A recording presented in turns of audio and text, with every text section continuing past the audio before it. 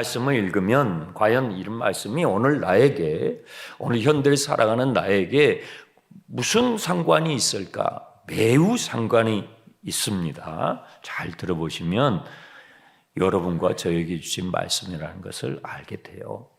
거룩하신 하나님께 거룩하지 않는 내가 가까이 나아갈 때에 그냥 나갈 수 없어요. 그냥 나갔다가는 죄가 처리되지 않고 나갔다가는 나답과 아비와 같은 불상사가 우리 삶에 일어나게 되는 것을 성경이 경고하고 있어요.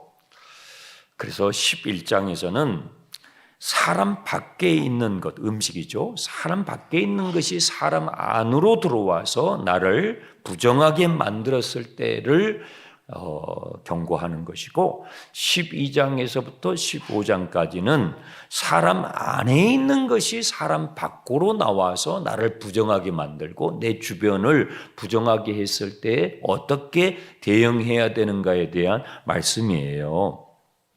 출애굽한 이스라엘 백성들은 공동생활을 했잖아요. 집단생활을 해서 지금처럼 보건위생이 취약했어요.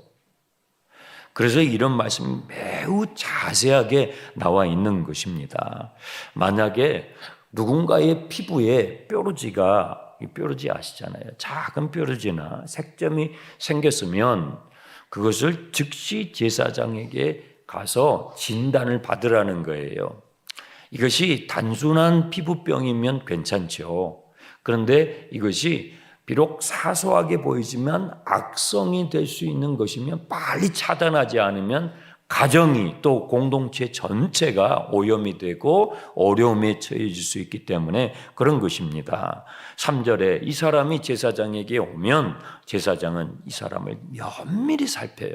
면밀히 살펴서 이것이 단순한 피부 질환인지 아니면 악성인지를 판결을 해주는 거예요. 만약에 징후가 분명하지 않을 경우가 있잖아요. 초기였을 때. 그러면 7일 동안 더 두고 봐요. 격리를 시켜서 두고 보고 다시 7일 만에 살펴봐가지고 이게 퍼지지 않았으면 이게 단순한 거죠. 단순히 우리가 좀 피곤하거나 면역력이 떨어지거나 이럴 때 이 뾰루지가 생길 수 있잖아요. 색점이 생길 수 있잖아요. 그러면 괜찮은 거죠. 그런데 살펴보니까 호전되지 않고 이 질환이 점점 퍼져가는 거죠. 몸에. 그러면 이게 좀 악성이 될 수 있겠구나 하고 판결을 하는 것입니다. 당신은 지금 좀 심각한 피부 질환에 걸렸습니다. 판결을 해서 공동체에서 격리를 시켜서 완전하게 될 때까지, 치유가 될 때까지 격리하고 그 후에 다시 일상으로 복귀할 수 있도록 한다는 것입니다. 또 7절에서 8절을 보시면 초기 진단에서는 단순 피부 질환으로 판정이 됐는데 시간이 지나면서 오염이 되고 또 감염이 돼가지고 다른 것들이 또 이렇게 합병이 돼가지고 악성으로 나중에 시간이 돼서 되는 경우들이 있잖아요. 그럴 때에는 제사장이 보고 그 사람이 누구든지 그 사람의 어떤 지고와를 막론하고 그 사람이 제사장과 가까운 사람이든 그런 거 상관없이 누구든지 그를 부정하다고 판결해서 공동체에서 격리시켜서 치유의 과정을 거치고 다시 일상으로 복귀할 수 있도록 이렇게 한 것입니다. 그래서 이 13장을 보시면 아주 자세합니다. 제사장의 판결은 신중해야 합니다. 그렇죠? 신중하게 판결합니다.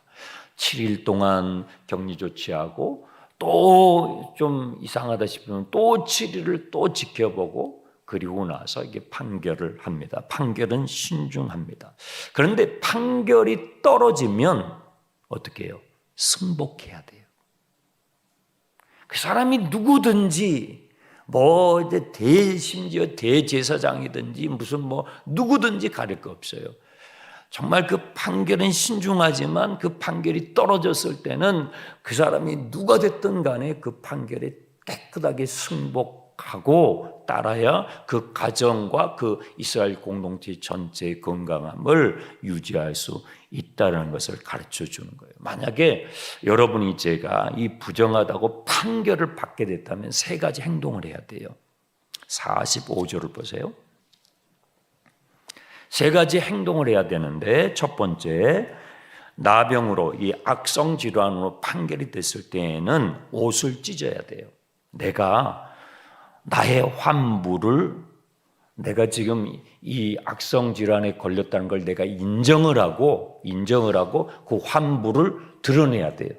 그걸 감추면 안 되고, 은폐를 하면 더 심각해지니까, 나만 그러는 게 아니라 내 가정과 공동체가 더 심각해지니까 옷을 내가 찢으면서 나를 인정해야 돼요. 나를 인정하고 그 환부를 보이는 거예요. 그리고 두 번째는 머리를 풀고 윗 입술을 이렇게 가리고 외쳐야 돼요. 뭐라고 외치냐면, 나는 부정하게 됐습니다. 나는 부정하게 됐습니다. 그러니까 여러분, 나에게 접근을 하지 마세요. 라고 큰 소리로 주위에 있는 사람에 알려야 돼요.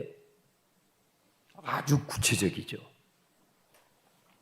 자신의 상태를, 자신이 지금 이제 이 감염이 되고 악성 질환에 이제 걸려서 여러분들에게, 우리 가족들에게, 우리 공동체에게 어려움을 줄 수 있으니 큰 소리로 알리는 거예요. 머리를 포로헤치고, 내가 지금 감염이 됐습니다. 내가 부정하게 됐으니 여러분 나에게 가까이 오면 안 됩니다 하고 알려야 돼요. 세 번째는 46절, 그 질병이 있는 동안에는 부정하니까 진영 밖으로 나가서 혼자 있어야 돼요. 공동체를 보호하고 가족을 보호하고 자기 자신을 보호하기 위해서 주님께서 이것을 광야 40년을 가면서 또 약속의 땅에 정착해서도 이것을 가르치셨던 거예요. 47절 이하는 의복이나 또 가죽이나 그 당시에 사용했던 거죠. 옷이 귀했을 때입니다. 이런 의류에 붉은 색점이나 푸른 색점, 의심이 갈 만한 이런 것들이 생겼을 때에 제사장이 어떻게 처리해야 되는지에 대한 것입니다. 자, 이것은 우리에게 어떤 것이 되냐면요, 죄는 사소한 뾰루지처럼 보여요. 처음에는 죄가 아주 사소하게 보인다고요.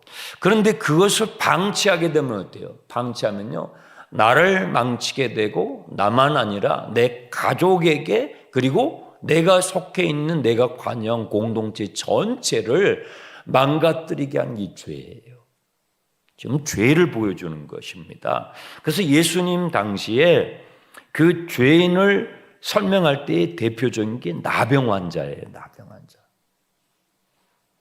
우리의 삶에 죄가 얼마나 그 영향력을 끼칠 수 있는지를 대표적으로 가시적으로 설명해 주기 위해서 나병 환자를 구약과 신약에서 설명해 주는 것이 모델로. 죄는 우리의 눈에 사소하게 보이지만 그것을 방치하게 되면 그 뾰루지가 얼마나 작습니까? 사소한 거잖아요. 근데 그것을 방치하게 되면 자신뿐만 아니라 그 가족과 그 속해 있는 공동체, 나라와 민족까지 다 망가뜨리게 된다는 것을 성경이 가르쳐 주는 거예요. 여러분이 몸에 이상이 생기면 병원을 찾아가시잖아요. 마찬가지로 여러분의 영혼을 진단하는 것은 어디예요? 교회예요. 여러분의 영혼의 상태, 건강의 상태를 진단해주고 돕는 공동체가 바로 교회 공동체인 것입니다. 그래서 목회자는요, 이렇게 예배에 참여하신 여러분의 삶을 제가 속속들이 어떻게 알겠어요? 제가 이렇게 미행을 하겠어요? 그렇게 할 수도 없죠. 네, 몰라요. 그러면 어떻게 해요? 목사는 모르지만 누구는 아세요? 주님은 아시잖아요. 주님은 아시잖아요. 그래서 목회자는요, 이 강단에서 하나님 말씀을 전할 때, 주님의 말씀을 전할 때요, 목회자 자신이 하고 싶은 말을 하는 게 아니에요. 목사님이 나를 보고 저러는 거 아니야? 절대로 그럴 수가 없어요. 여러분 절대로 오해하지 마세요. 제가 여러분을 어떻게 미행을 하고 다니겠냐고요. 목회자는 자기가 하고 싶은 말을 하는 사람이 아니에요. 성경이, 하나님의 말씀이 뭐라고 하시는지를 잘 전달해 주는 책임을 가진 사람이 목회자예요. 동의하십니까? 그래서 예배에 참석하시는 분들이 듣고 싶은 말을 하는 사람이 아니에요. 여러분들 교회에 오실 때 좀 주님이 오늘 이런 말씀을 해주시면 좋겠다고 기대하시는 부분들이 있을 거예요. 그래야 여러분들이 힘을 받아갖고 그걸 하거든요. 우리는 죄를 지을 때도요, 주님의 허락을 받고 죄 지으려고 그래요. 내가 지금 음모를 꾸미고 있는데 이걸 음모처럼 보이지 않게 하려면 주님이 좀 나를 딱 동의 제청해 줬으면 좋겠어. 그래서 그렇게 악용을 아주 기가 막히게 인간은 강교합니다. 얼마나 사악한지 몰라요. 그래서 하나님의 말씀을 선포하는 자는요, 회중들이 듣고 싶은 말을 하는 사람이 아니고요, 하나님의 말씀을 그대로 따라가는 거예요. 오늘 레위기서 13장의 말씀을 그대로 따라가면서 제가 전하잖아요. 그 말씀을 그대로 따라가면서 전하면 성령님께서 여러분의 상태를 쫙쫙 조명하세요. 성령님께서 여러분의 삶을 잘 아시기 때문에, 여러분의 기도의 내용들을 잘 아시기 때문에 그 부분에서 조명을 착착 해주시는 거예요. 그게 신기합니다. 신기합니다.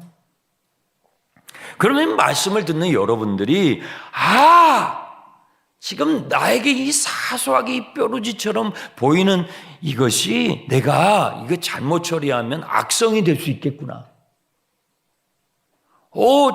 이 지금 나에게 자그마한 것인데, 이 사소한 것일 수 있는데 이걸 오늘 내가 잘못 처리하게 되면 악성이 될 수 있구나. 탁! 여러분이 캐치를 하게 된다고요. 미리 예방을 하는 것이죠. 그래서 여러분, 영적인 나병 환자가 되지 않으려면요, 예배에 오는 게 축복이에요. 특세 해보시니까 어때요? 도움이 되잖아요. 여러분 50일도 했잖아요. 50일 하셨으니 2줄은 그냥 쉽죠. 그냥 후딱 지나가는 것 같지 않습니까? 좀 더 할까요? 굉장히 유익합니다.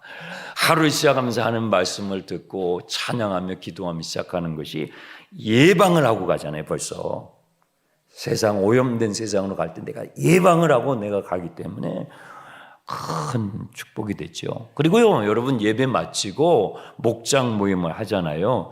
목장 모임이 참 유익한 것입니다. 예배 중에 내가 받았던 은혜가 있어요. 그리고 옆에 있는 목원들이 각자 삶의 자기의 기도의 제목에 따라서 그 받은 은혜가 다 달라요. 그걸 나누잖아요. 그러면 나의 영적인 상태를 훨씬 더 풍성하게 점검할 수가 있어요. 어떤 목자가, 예비 목자가 자기의 환부를 열고 말을 하는 거예요. 내가 지금 감염이 됐습니다. 내가 죄에 감염이 됐습니다. 하면서 자기의 옷을 찢고 입을 열어서 자기의 환부를 얘기해 줄 때, 나도 저런 게 있는데, 나도 저게 있는데, 내 영혼의 상태를, 내 영혼의 건강함을 그 목장 모임을 하면서 이게 점검이 되잖아요.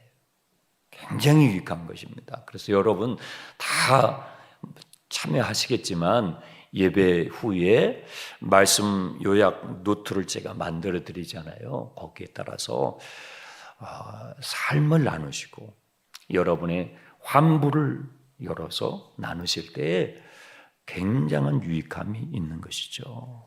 네. 회개는 무의미한 반복이 아니에요. 회개는 얼마나 유익한지 몰라요. 병원에서 진단을 받고 의사에게 진단을 받고 처방을 받는 이 반복된 그것이 무의미한 거 아니잖아요. 여러분의 건강에 유익하잖아요. 맞아요. 우리의 영혼을 돌보는 데 있어서 회개는 매우 유익한 것이죠. 제가 여러분에게 물어봅니다. 여러분은 여러분의 영적인 상태를 예배 가운데서 점검받고 계십니까? 여러분은 여러분 목장 모임에서 여러분의 환부를 오픈하십니까? 네. 예비 목자는 먼저 본을 보여야 됩니다. 네. 제가 어제입니까? 여전도 연합회 수련회 우리 교회에서 했잖아요. 그래서 제 부끄러운 제 과거, 제 환부죠. 이렇게 막 열었거든요. 막 좋아하시더라고요. 그 희한해요. 목회자가 막 아주 뭔가 잘하는 걸 얘기하면 별로 은혜를 안 받고요. 막 망가지고 깨지고 그냥 고생고생한 얘기하잖아요. 그러면 은혜를 받으세요. 왜냐하면 공감이 되거든요. 네, 저의 삶과 여러분의 삶이 다르지 않으니까요. 네, 그거거든요. 그러니까 여러분도 목장에 가서 그걸 똑같이 하는 거예요. 여러분의 내면에, 여러분의 삶에 부끄러운 것들을 조금씩 다 열지는 마세요. 그럼 다 기절하니까. 조금씩 이렇게 환부를 열면 나도 저런 게 있는데 거기서 회개가 일어나고 성령의 치유가 일어나는 것이죠. 여러분은 하나님의 말씀을 들을 때에 그 말씀을 받아들이고 그 말씀의 판결에 승복하십니까? 그 중요해요. 제사장이 판결을 내릴 때 신중을 기하죠. 그렇죠? 그리고 판결을 내리잖아요. 그러면 그 사람이 누가 됐든 간에 그 판결에 승복하는 거예요. 옷을 찢고 머리를 풀고 입술을 가리면서 나는 부정하게 됐습니다. 나에게 접근하지 마십시오 하고 공동체에서 나가서 하나님과 대면하면서 그 치유의 과정을 정직하게 대면하는 이것은요 우리 개인의 차원뿐만 아니라 우리의 가정과 우리의 사회를 건강하게 하는 영적 원리예요. 네. 우리나라는 지금 중요한 판결을 앞에 두고 있습니다. 여러분 그것을 위해서 여러분 다 기도하시겠지만 오늘 이 말씀은 주님께서 우리와 우리 나라를 위해서 주신 말씀이라고 난 생각해요. 그래서 오늘 여러분들이 기도하실 때 여러분의 영적인 상태뿐만 아니라 여러분의 가정과 나라를 위해서 기도하시기 바랍니다.